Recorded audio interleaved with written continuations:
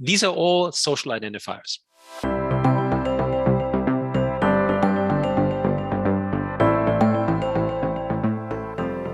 Non-fungible tokens actually represent digital ownership.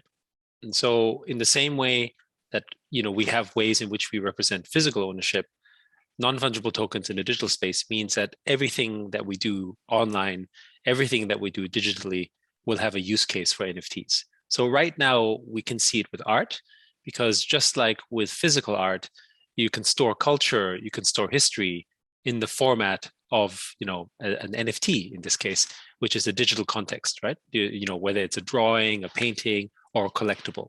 But in the physical world, we have different kind of physical items, like your car, maybe a spoon, a fork, your house, your land, everything, actually, even your clothes.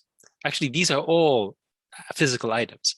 And what these physical items actually represent is social identity.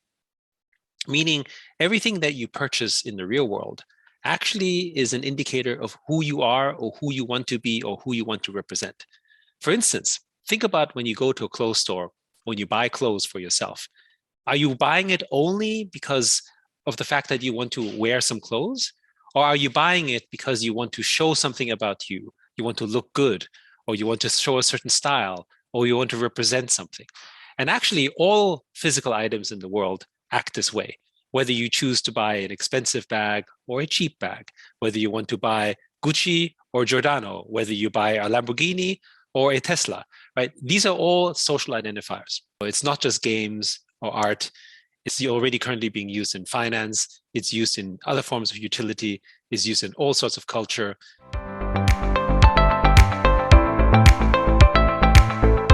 In my view, it will become a very normal thing, within the next 2 years.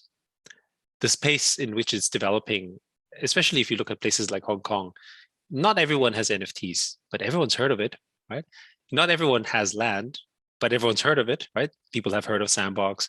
People have heard of CryptoKitties, maybe. People have heard of, Axie Infinity, or, these elements. And if you think about back in the early internet days, it's the same, right? People may have heard of Amazon, or they may have heard of Alibaba, or they've heard of eBay. They haven't used it yet. And how long did it take them from hearing about it to actually using it? Typically 1 to 2 years. So we think it's the same thing.